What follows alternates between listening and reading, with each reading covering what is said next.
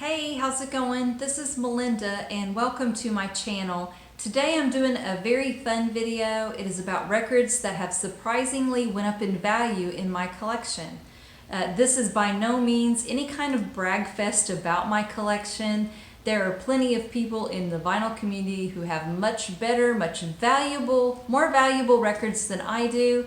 I just wanted to show some. There was a video I did a while back about mistakes I've made while purchasing vinyl records. And I showed a record on that video and some wonderful viewers left me some really great feedback and informed me that I had not made a mistake, that a record had went up in value quite a bit. So I'll go ahead and show you that record.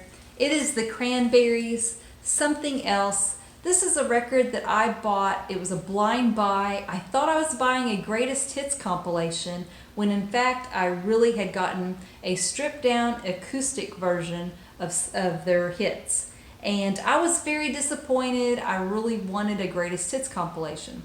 Paid $35 for it, showed it on that video, and some wonderful viewers told me, "You didn't make a mistake, look at Discogs, it has went up in value quite a bit."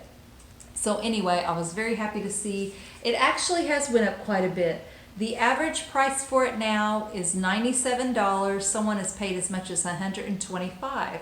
So anyway, my husband does enjoy it. It has went up in value, so I'm really pleased. Here is the vinyl. It actually is one of the prettiest records I have in my collection. It is just on this really beautiful greenish teal vinyl. And it's a 2 LP set. So anyway, I was disappointed at the time, but now I'm very happy to have something so special that has went up in value.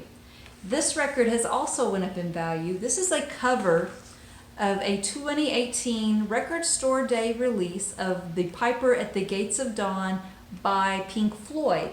And this is an album that I had really wanted. It came in this very special packaging that had a poster. And then here is the album cover.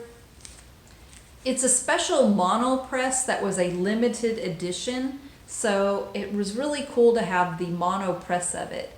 And it has really went up in value. To get this record now, on average you pay about $49. Someone has paid as much as $85. The last I checked, there was not one for sale in the United States at all. You'd have to order from another country.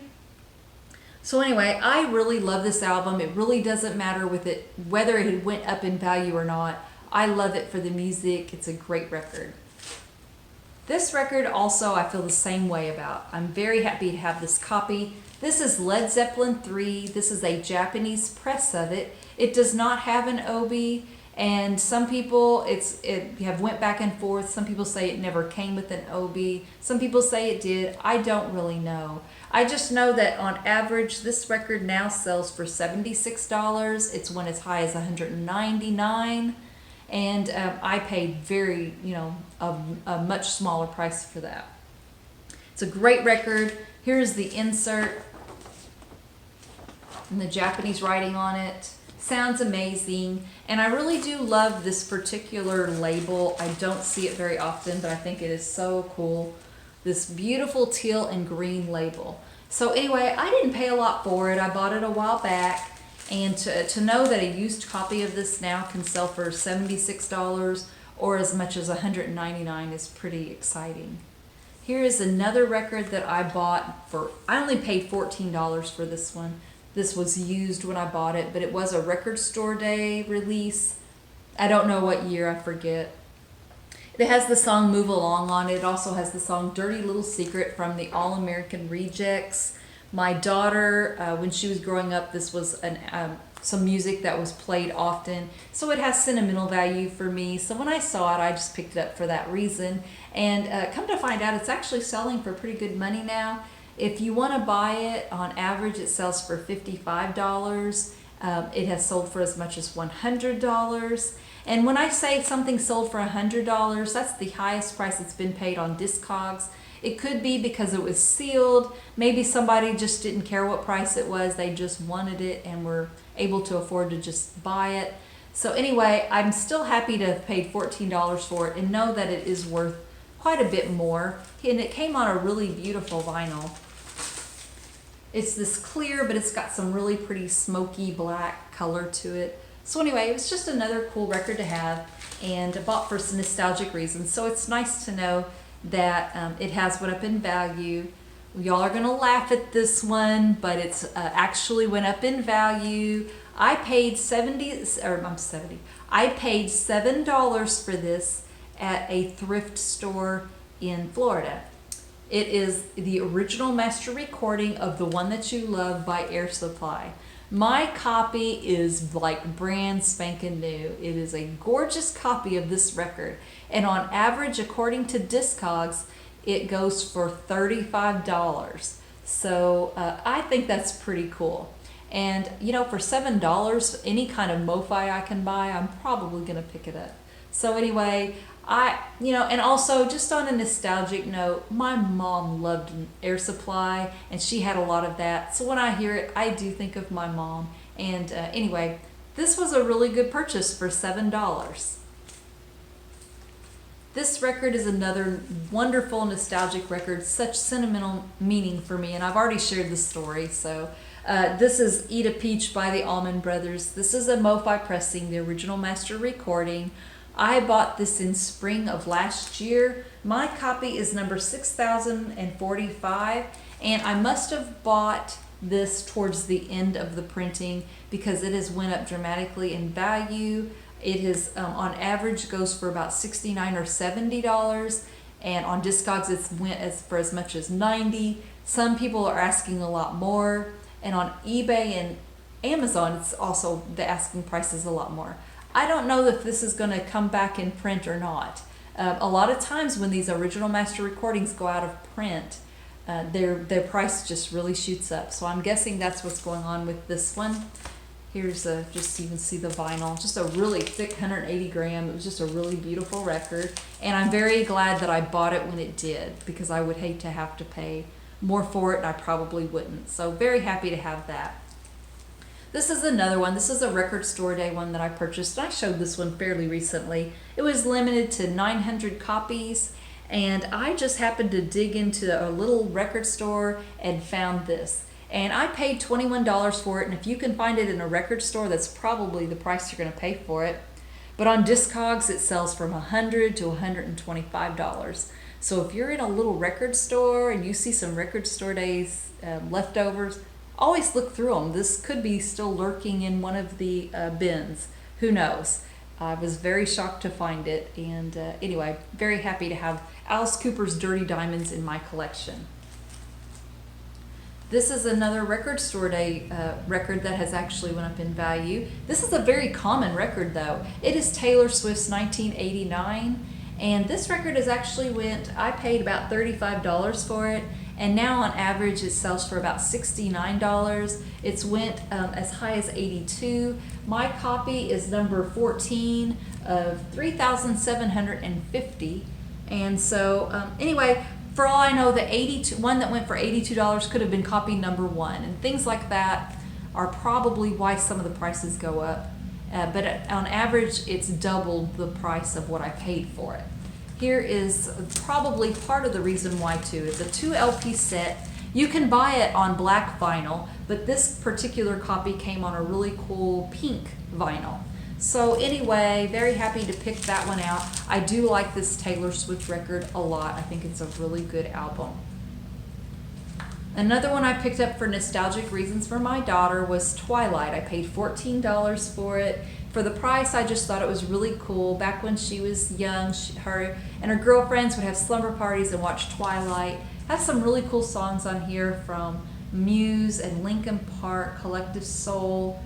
Rob Pattinson even sings a song on here. Anyway, I paid $14 for it. If you want to buy it on Discogs now, they sell from like $71. The average is about $63. Someone has paid $105. It came with some posters. I'll just show one of them, and like this one, they all look the same. One's Bella, one of them is Edward, and the other is James. Just really cool little posters. And it has an inner sleeve. So that one really does surprise me that has actually went up in value so much. Oh, and here is also the label for it. It's a cool record. I'm happy to have it. Here is also one. This is one I showed not that long ago, and actually it was last week. And some of my viewers commented about how they had never seen it before, and it must be valuable, and I really didn't know. So this is Kiss. This is the second press that I had bought it several years ago, and when I first started putting things in Discogs, I didn't look up the dead wax numbers. I just looked up Kiss and then put it in. I didn't really realize that this record was so special. And anyway, with it being a second pressing, it's a little bit on the rare side. It has the original album cover like the first press did, but they stuck this sticker on here to let you know that the song Kissing Time was on this one, because it wasn't on the first press. But it is on my vinyl record and it's on my label. Anyway, if you want to buy this record right now, the asking price for it is $80. It has sold for as much as $65. Back when I bought it, I think I paid $15 and kind of griped about it, thinking it was too high at that time. So I'm glad I picked it up when I did, because I would not buy this record for $65 or $80. But it is cool, and I do love having the sticker, and I love having an early press of it. These records you can find, these are just the little Beatle 45s with the sleeves. I think I paid maybe a couple bucks each for some of these. What I think happens sometimes if you go to record stores, they have these 45s, they have too many 45s. And I think what they do sometimes is they'll just go on Discogs, look at the median price for it, and just price them out. So I paid $1 or $2 for these, but what they don't take into consideration, because they're in a hurry, is that these all have the picture sleeves with them. And they cost a lot more, they're more valuable when they have picture sleeves. So anyway, I believe these are probably $10 to $20 records, but I only paid $1 or $2 for them. So when you go to record stores, keep a lookout. Maybe you can find some really cool little, discount records like that. I just thought that was really neat. The next one I'm going to show is controversial. I don't really want to get into a discussion about the artist himself. This is just about the record and the box set that has actually went up tremendously in value. This is Michael Jackson's History album. This is a 3 LP set. It came with a booklet, and I had the CD. It came out in 1995. I had the CD for it. And anyway, the vinyl is a little hard to find. I think I felt like I was splurging. I paid $100 for it. Anyway, the first records have Billie Jean, The Way You Make Me Feel, She's Out of My Life, which I absolutely love that song. I Can't Stop Loving You, Thriller, The Girl Is Mine. Then the second portion of this History album had the History album. It was a brand new record with fresh music on it. It had the song it was Scream, the duet that he had with Janet Jackson. And also there was a really cool song on there called They Don't Care About Us. Stranger in Moscow was really great. He did a good version of Come Together on here. And there's also a really cool version of the song called You Are Not Alone. I don't know if you remember watching videos, but he was married to Lisa Marie Presley at the time, and he had a really unusual video that featured her in it. So anyway, this is just a really cool compilation, and it also had a brand new record involved with it. It came with a really cool booklet with some really beautiful pictures.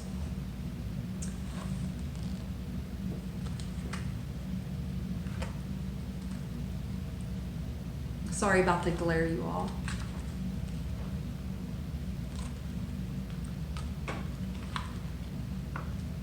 Anyway, it's just got a lot of really good pictures in it, just a lot of information. Here is the record. All three of the labels look the same, so I'll show you just the one record.